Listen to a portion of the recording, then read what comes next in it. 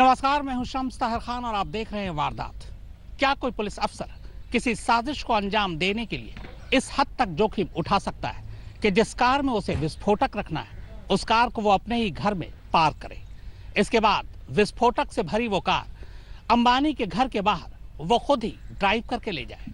इतना ही नहीं, बाद में जिस कार में वो वहां से फरार होता है उस कार को ले जाकर पुलिस वर्कशॉप में खड़ी कर दे। एनआईए की जांच के हिसाब से ये सारी चीजें सचिन वाजे ने खुद की है।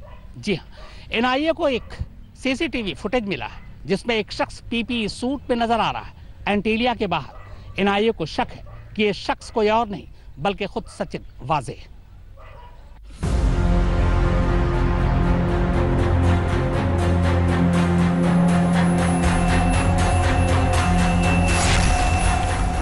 क्या पीपीई सूट में ये शख्स सचिन वाजे है?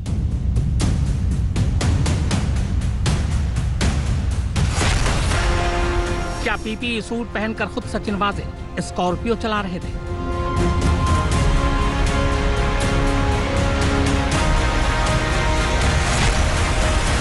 क्या 17 से 25 फरवरी तक स्कॉर्पियो सचिन वाजे के घर पर पार्क थी?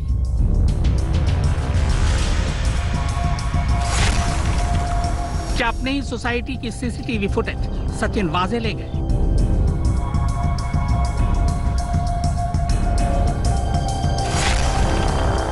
क्या मनसुख हिरेन ने कार चोरी की झूठी रिपोर्ट लिखवाई थी?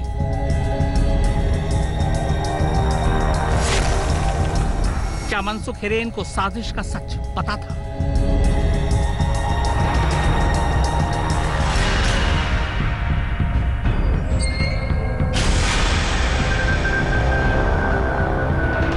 एंटीलिया केस की जांच हर रोज जबरदस्त करवट बदल रही है। एनआईए सूत्रों के मुताबिक बहुत मुमकिन है कि पीपीई सूट पहने ये शख्स जो एंटीलिया के बाहर एक सीसीटीवी कैमरे में कैद हो गया वो कोई और नहीं बल्कि असिस्टेंट पुलिस इंस्पेक्टर सचिन वाजे है।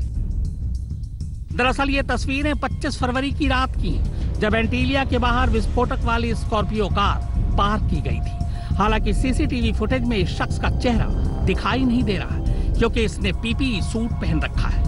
कोरोना के इस काल में सड़क पर पीपीई सूट पहनकर निकलना कोई शक पैदा नहीं करता, लिहाजा साजिशकर्ता ने इसका भरपूर फायदा उठाया। पर अब सवाल यह है कि यह कैसे साबित होगा कि पीपीई सूट के अंदर सचिन वाजे ही है, क्योंकि सूट ने चेहरे को छुपा रखा है। तो बस इसी सच को जानने के लिए एनआईए ने ये तस्वीरें फॉरेंसिक जांच के लिए भेज दी।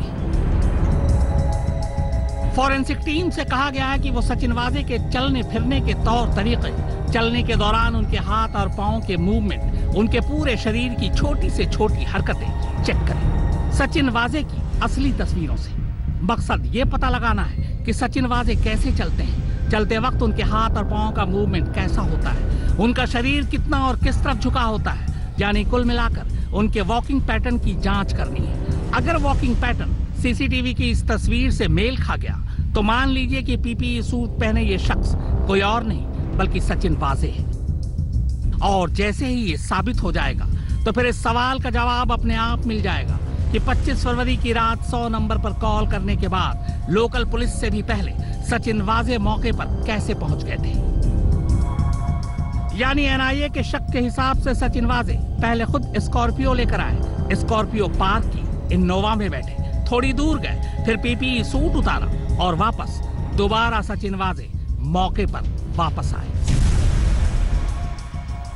पीपीई सूट की इस पहेली के अलावा एनआईए के हाथ सचिन वाजे को लेकर एक और बड़ी कामयाबी लगी है और ये कामयाबी है स्कॉर्पियो की उस पहेली को सुलझाने की कि आखिर 17 से 25 फरवरी के बीच ये स्कॉर्पियो कहां और किसके पास थी।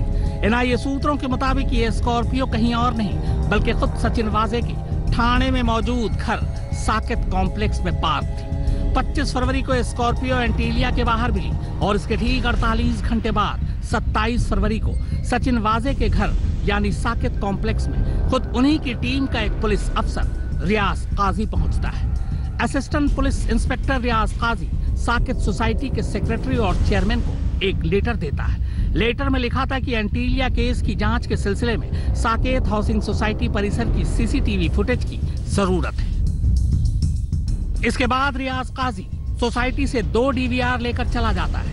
हालांकि इस लेटर पर रियाज काजी के नाम और दस्तखत तो हैं, लेकिन पुलिस या डिपार्टमेंट की कोई मुहर नहीं है। इन दो डीवीआर में करीब महीने भर की तस्वीरें थी।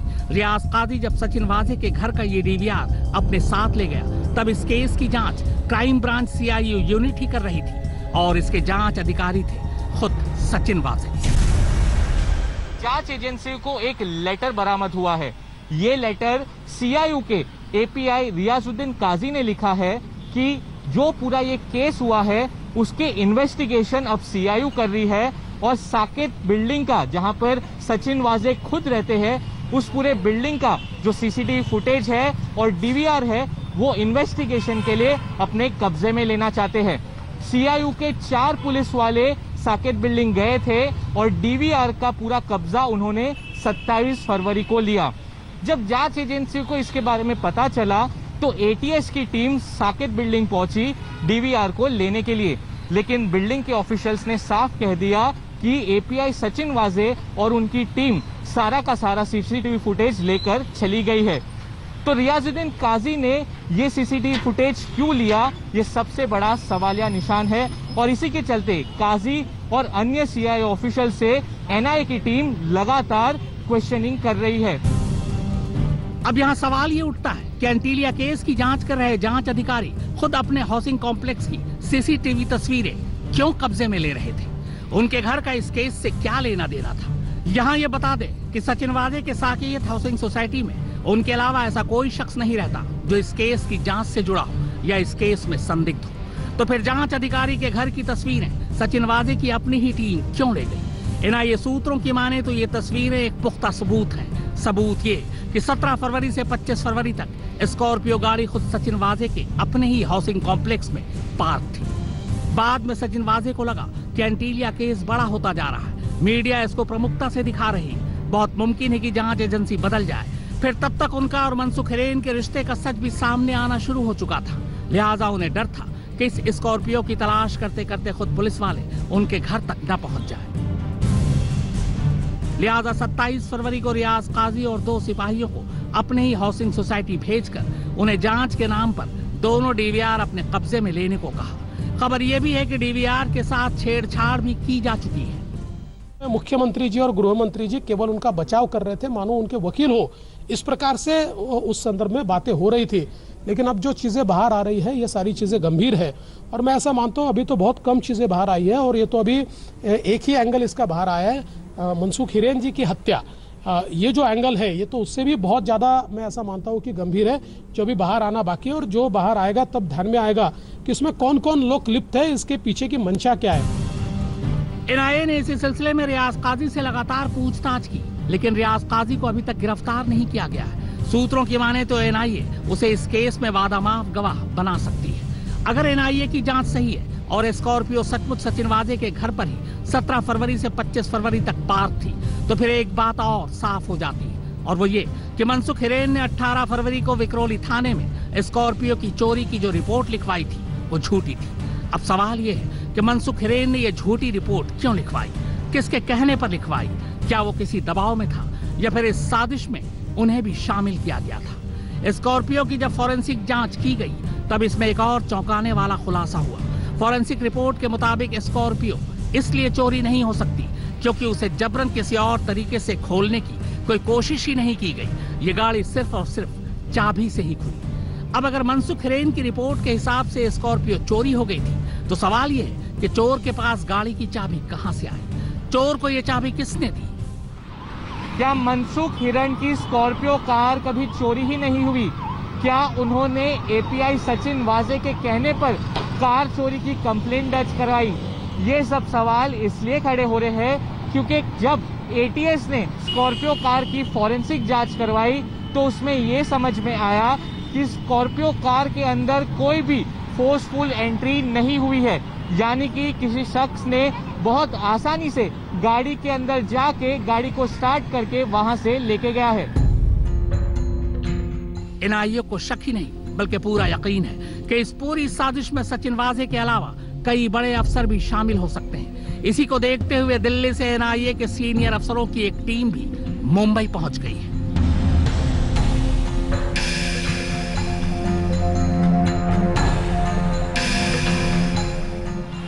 सचिन वाजे की गिरफ्तारी के बाद एक बार फिर से महाराष्ट्र की राजनीति गरमाई हुई है। क्या सीनियर अफसरों पर इसकी गाज गिरेगी? लेकिन सबसे बड़ा सवाल यही है, क्या सचिन वाजे अकेले के दम पर इतना बड़ा क्राइम कर सकते हैं या इसमें और भी पुलिस वाले शामिल हैं जिनको अरेस्ट होना अभी बाकी है?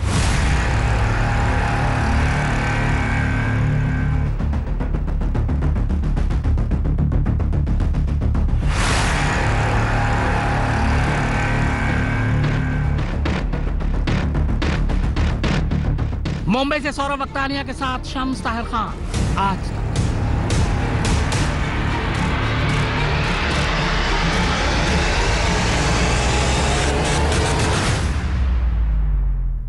क्या सचिन वाजे को करीब 10 दिन पहले इस बात का एहसास हो गया था कि उनके ऊपर गाज गिरने वाली है और इसीलिए उन्होंने अपने परिवार को मुंबई से बाहर भेज दिया? एनआईए की माने तो सचिन वाजे का पूरा परिवार फिलहाल गायब है। एनआईए ने यह भी इल्जाम लगाया कि सचिन वाजे पूछताछ में सहयोग नहीं कर रहे हैं, यहां तक कि वो अपना फोन लेकर भी नहीं आए। फिलहाल एनआईए सचिन वाजे के फोन की तलाश कर रही है।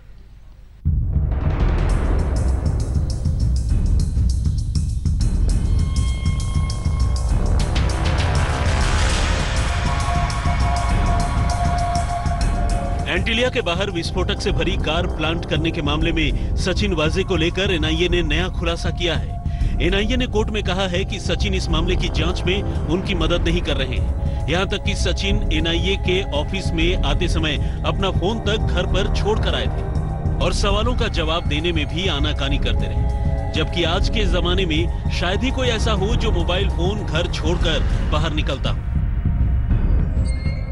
उधर एनआईए ने सोमवार रात मुंबई पुलिस हेडक्वार्टर में तलाशी लेकर एक लैपटॉप, आईपैड और फोन समेत उस साकेत कॉम्प्लेक्स का डीवीआर भी जब्त कर लिया जहां वाजे रहते हैं। ये एनआईए की एक बड़ी कामयाबी मानी जा रही है। इसके अलावा वाजे के केबिन से पुलिस को इस केस से जुड़े कई दस्तावेज भी हाथ लगे हैं। एनआईए ने वाजे की टीम में काम करने वाले और उससे सीनियर कुल 7 पुलिस वालों के बयान दर्ज किए। एजेंसी को इसी केस में एक मर्सिडीज भी हाथ लगी है। हालांकि इस कार के मालिक का फिलहाल पता लगाया जा रहा है। एनआईए की माने तो इस मामले की जांच शुरू करने पर उन्हें पता चला कि सचिन वाजे का पूरा परिवार उनकी गिरफ्तारी से 10-12 दिन पहले से ही वहां से गायब है। वाजे ने इस मामले में जुड़े कई सबूत नष्ट कर दिए हैं या फिर इसकी कोशिश की है और इसमें खुद उनकी साकेत सोसाइटी का डीवीआर भी शामिल है, जहां विस्फोटक के साथ स्कॉर्पियो प्लांट करने से पहले उन्होंने उसी स्कॉर्पियो को छुपा कर रखा था।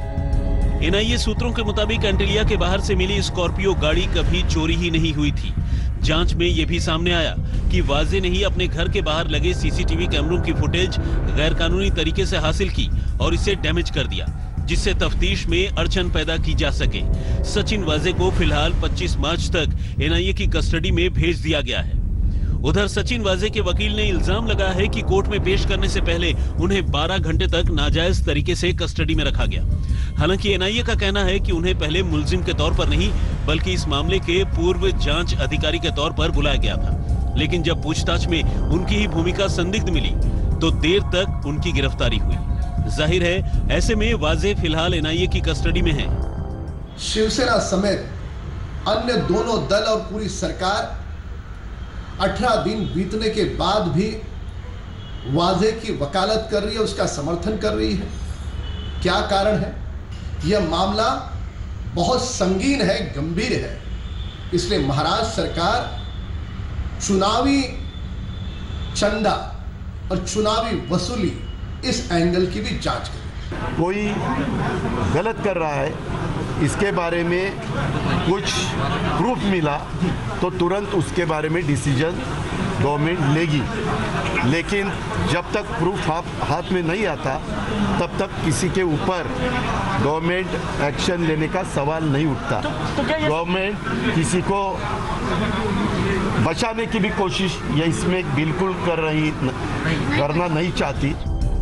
मामले में हर रोज नए खुलासे हो रहे हैं, लेकिन एंटीलिया केस का असली मकसद और मास्टरमाइंड दोनों का अभी सामने आना बाकी है।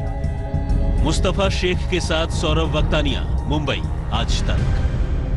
नमस्कार, मैं हूं अंजना ओम कश्यप। हमें उम्मीद है ये वीडियो आपको पसंद आया होगा। लेटेस्ट खबरों के लिए यूं ही देखते रहिए आज तक, और इस वीडियो के पसंद आने पर लाइक, शेयर एंड सब्सक्राइब करना ना भूलें।